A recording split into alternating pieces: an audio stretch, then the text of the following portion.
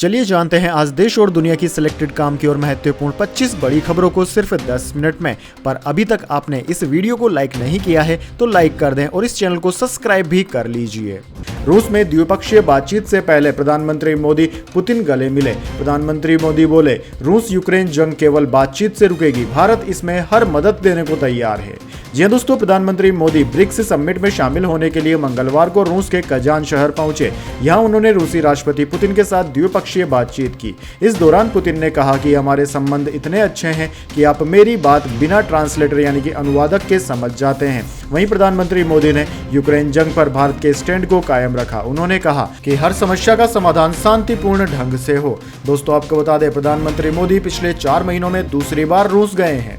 चलिए जान लेते हैं अगली खबर। जम्मू कश्मीर में लश्कर का नया आतंकी संगठन TLM एक्टिव। पुलिस का दावा, यह आतंकवादियों की भर्ती कर रहा पाकिस्तानी हैंडलर बाबा हमास है सरगना।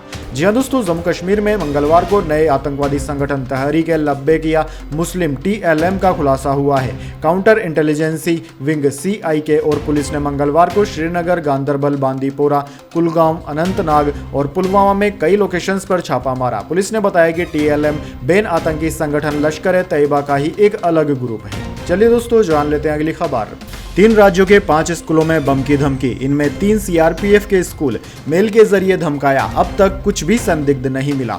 जी हां दोस्तों, central reserve police force CRPF के दिल्ली के 2 और हैदराबाद के एक स्कूल को बम से उड़ाने की धमकी मिली है। न्यूज एजेंसी ANI के मुताबिक यह धमकी तीनों स्कूलों के मैनेजमेंट को ईमेल के जरिए भेजी गई थी। इसके अलावा तमिलनाडु के कोयम्बटूर के चिन्ना वेदमपट्टी और सरवनपट्टी के 2 प्राइवेट स्कूलों को भी बम से उड़ाने की धमकी मिली है। दरअसल दोस्तों, मंगलवार सुबह बॉम्ब स्क्वाड की टीम इन सभी स्कूलों में पहुंची। स्कूलों को खाली कराकर जांच की जा रही है। हालांकि अभी तक कुछ भी संदिग्ध नहीं मिला है। चलिए जान लेते हैं अगली खबर। पेट्रोलिंग समझौता, आर्मी चीफ बोले, भरोसा जमने में वक्त लगेगा, सीमा पर गश्त इसका जरिया। इसके बाद अगला स्टेप, चीन बोला, मिलकर विवाद सुलझाएंगे। जी हां दोस्तों, भारत चाइना के बीच वास्तविक नियंत्रित रेखा LAC पर पेट्रोलिंग समझौते के बाद मंगलवार को चीन के विदेश मंत्रालय ने कहा कि हम अपना सीमा विवाद मिलकर सुलझाएंगे। Indian army chief general Upendra Dwivedi ने मंगलवार को इस समझौते को अच्छा कदम बताया। उन्होंने कहा कि इससे पहले दोनों देशों को दोबारा विश्वास पैदा करना होगा। इसके लिए सैनिकों का एक दूसरे को देखना और बातचीत करना जरूरी है। पेट्रोलिंग के जरिए इसके लिए सही माहौल बनेगा। भारत और चीन ने एक दिन पहले 21 अक्टूबर को पेट्रोलिंग पर सहमति जताई थी। चलिए दोस्तों, जान लेते हैं अगली खबर। अब इंडिगो, विस्तारा और एयर इंडिया की 30 फ्लाइट्स में बम की धमकी। 8 दिन में 120 से ज्यादा विमानों को मिली धमकियां। कल सरकार बोली थी सख्त कानून लाएंगे। जी हां दोस्तों, 30 विमानों को एक बार फिर सोमवार देर रात बम से उड़ाने की धमकी मिली है। न्यूज एजेंसी PTI के सूत्रों के मुताबिक इसमें इंडिगो, विस्तारा और एयर इंडिया की डोमेस्टिक और इंटरनेशनल फ्लाइट्स शामिल है। पिछले 8 दिनों में 120 से ज्यादा विमानों में बम हमले की धमकी मिल चुकी है। दोस्तों, इंडिगो के प्रवक्ता ने मंगलवार को कहा कि सोमवार को उसकी 4 उड़ानों को सुरक्षा संबंधी अलर्ट मिले। इनमें मंगलुरु से मुंबई आ रही 6E164 फ्लाइट, अहमदाबाद से जेदा जा रही फ्लाइट, हैदराबाद से जेदा जा रही दूसरी फ्लाइट भी और लखनऊ से पुणे आ रही एक फ्लाइट शामिल है। विस्तारा और एयर इंडिया के प्रवक्ताओं ने मंगलवार को पुष्टि की कि सोमवार को कुछ उड़ानों को सोशल मीडिया पर सुरक्षा संबंधी धमकियां मिली थी। हमने संबंधित अधिकारियों को इसकी जानकारी दी और सभी प्रोटोकॉल का सख्ती से पालन किया है। चलिए दोस्तों, जान लेते हैं अगली खबर। झारखंड में इंडिया गठबंधन टूटा, इस पार्टी ने लिया अलग होने का फैसला, उम्मीदवारों की पहली लिस्ट भी जारी। जी हां दोस्तों, झारखंड में विधानसभा चुनाव से पहले इंडिया गठबंधन में बड़ी टूट हो गई है। दरअसल दोस्तों, झारखंड में विधानसभा चुनाव से पहले सीटों के बंटवारे को लेकर महागठबंधन के अंदर चल रही खींचतान के बीच इंडिया अलायंस बिखरता हुआ दिखाई पड़ रहा है। सीटों पर छिड़ी खिंच के बीच झारखंड में CPI-ML ने इंडिया गठबंधन से बाहर होने का निर्णय ले लिया है। जानकारी के अनुसार गठबंधन के अंदर सीट शेयरिंग को लेकर सहमति नहीं बन पा रही थी। चलिए जान लेते हैं अगली खबर। अनुप जलोटा बोले, सलमान खान को विश्नोई मंदिर जाकर माफी मांगनी चाहिए। कहा, भले ही काले हिरण की हत्या न की हो, परिवार की सेफ्टी के लिए यह जरूरी है। जी हां दोस्तों, सिंगर अनुप जलोटा ने कहा है कि भले ही सलमान खान ने काले हिरण की हत्या न की हो, लेकिन उन्हें विश्नोई मंदिर में जाकर माफी मांग लेनी चाहिए। उन्हें परिवार और करीबियों की सेफ्टी के लिए यह कदम उठा लेना चाहिए। ABP न्यूज को दिए इंटरव्यू में उन्होंने कहा कि मेरी सलमान से छोटी सी रिक्वेस्ट है कि वह अपनी फैमिली और करीबी दोस्तों की भलाई के लिए मंदिर में जाकर माफी मांगे। मुझे यकीन है कि वे उनकी माफी स्वीकार कर लेंगे। सलमान को जाना चाहिए और फिर सुरक्षित जीवन जीना चाहिए। दरअसल दोस्तों आपको बता दें, गैंगस्टर लॉरेंस बिश्नोई ने सलमान खान को धमकी दे रखी है काला हिरण हत्या केस में। चलिए दोस्तों जान लेते हैं अगली खबर। तबाही मचाने आ रहा है तूफान दाना, बंगाल ओडिशा में सुरक्षा की चेतावनी जारी। जी हां दोस्तों, भारतीय मौसम विज्ञान विभाग IMD ने सोमवार 21 अक्टूबर को पूर्वानुमान लगाया था कि बंगाल की खाड़ी के ऊपर बना कम दबाव का क्षेत्र 23 अक्टूबर तक भयंकर चक्रवाती तूफान में बदल सकता है और अगले दिन ओडिशा और पश्चिम बंगाल से सटे तटों पर पहुंच सकता है।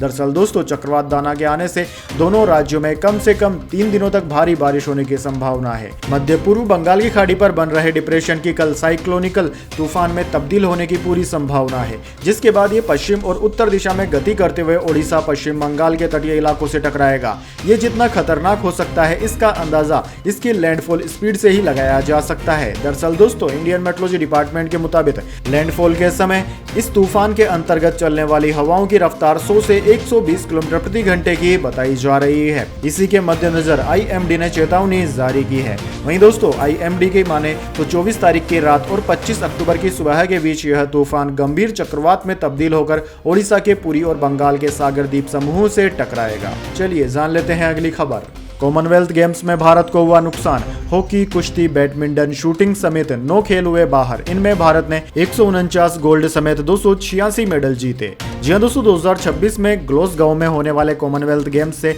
Badminton, shooting, cricket, hockey, squash, table tennis, कुश्ती, ट्रायथलन और आर्चरी को बाहर कर दिया गया है। दरअसल दोस्तों ग्लासगो कॉमनवेल्थ में केवल 10 इवेंट ही होंगे। इनमें athletics, swimming, artistic gymnastic, track cycling, netball, weightlifting, boxing, judo, bowls और बास्केटबॉल शामिल है। ये सभी इवेंट 4 स्थानों पर होंगे। इसके अलावा पैरा खिलाड़ियों के इवेंट भी होंगे। दोस्तों आपको बता दें, पहले यह कॉमनवेल्थ गेम्स ऑस्ट्रेलिया में होने वाले थे। पिछले साल ऑस्ट्रेलिया की सरकार ने आयोजन से इनकार कर दिया। इसके बाद गेम्स को ग्लासगो स्कॉटलैंड में कराने का फैसला किया गया है। चलिए दोस्तों जान लेते हैं अगली खबर। BSNL ने ऑटोमेटेड कियोस्क लॉन्च किया, सिम कार्ड खरीद और अपग्रेड कर सकेंगे। 7 नई सर्विसेज भी शुरू की, लोगो भी बदला। जी हां दोस्तों, सरकारी कंपनी भारत संचार निगम लिमिटेड ने मंगलवार को सिम कियोस्क सहित 7 नई सर्विसेज लॉन्च की है। टेलीकॉम मिनिस्टर ज्योतिरादित्य सिंधिया ने ये सर्विसेज लॉन्च की है। टेलीकॉम कंपनी का नया लोगो भी अनवील कर दिया गया है। चलिए दोस्तों जान लेते हैं इसके बाद अगली खबर। अडानी का सीमेंट बिजनेस हुआ और मजबूत, 8,100 करोड़ में खरीदी एक और कंपनी, बिरला समूह को देंगे टक्कर। जी हाँ दोस्तों, लग तो ऐसा रहा है जैसे कि गौतम अडानी का पूरा फोकस बिजनेस सीमेंट की तरफ ही चला गया है, तभी तो उन्होंने ताबड़तोड़ कंपनियां खरीदनी शुरू कर दी है। अब दोस्तों खबर आ रही है कि अडानी समूह की सीमेंट कंपनी अंबुजा सीमेंट ने ओरिएंट सीमेंट लिमिटेड को भी खरीद लिया है। यह पूरा सौदा करीब 8,100 करोड़ रुपए में पूरा हुआ है। अडानी समूह की रणनीति सीमेंट बाजार पर बिरला समूह के अल्ट्राटेक की बादशाहत खत्म करने की है, जो बाजार के करीब 55.49% हिस्से पर अकेले कब्जा जमाए हुए है। दरअसल दोस्तों अंबुजा सीमेंट ने शेयर बाजार को दी जानकारी में बताया कि कंपनी ने ओरिएंट सीमेंट में 46.8% हिस्सेदारी खरीदी है, जिसका सौदा 8,100 करोड़ रुपए में हुआ है। इसका फंड पूरी तरह कंपनी की ओर से जारी किया गया है और इसमें प्रमोटर्स के साथ कुछ शेयरधारकों की हिस्सेदारी भी शामिल है। इस कदम से अंबुजा सीमेंट की न सिर्फ बाजार हिस्सेदारी में उछाल आएगा, बल्कि उसे लॉजिस्टिक्स व प्रोडक्शन के लेवल पर भी राहत मिलेगी। चलिए दोस्तों जान लेते हैं अगली खबर। सनातन विरोधी बयान पर उदयनिधि बोले, माफी नहीं मांगूंगा, मेरा उद्देश्य हिंदुओं की दमनकारी प्रथाओं को बताना था, सनातन को डेंगू मलेरिया बताया था। जी हां दोस्तों, तमिलनाडु के डिप्टी CM उदयनिधि स्टालिन ने सनातन को बीमारी बताने वाली टिप्पणी पर माफी मांगने से इनकार कर दिया। उन्होंने सोमवार को चेन्नई में एक इवेंट में कहा कि मैंने सनातन को लेकर वही बातें कही है जो पेरियार, अन्नदुराई और करुणानिधि भी कहते थे। उदयनिधि ने कहा कि मेरे बयानों को तोड़ मरोड़ कर पेश किया गया। तमिलनाडु समेत देश भर में कई कोर्ट केस भी हुए। मुझे माफी मांगने के लिए भी कहा गया, लेकिन मैं कलेगनार कला का विद्वान का पोता हूं, मैं माफी नहीं मांगूंगा। मेरी टिप्पणियों का उद्देश्य महिलाओं के प्रति कथित दमनकारी प्रथाओं को बताना था। हिंदू धर्म में महिलाओं को पढ़ने की अनुमति नहीं थी, वे अपने घर के बाहर नहीं जा सकती थी और अगर उनके पति मर जाएं तो उन्हें भी मरना पड़ता था। पेरियार ने इन सब के खिलाफ आवाज उठाई थी। चलिए दोस्तों जान लेते हैं अगली खबर। टीएमसी सांसद ने मेज पर पटकी कांच की बोतल, उंगली में लगी चोट। वक्फ बोर्ड की जेपीसी मीटिंग में हुआ जमकर बवाल।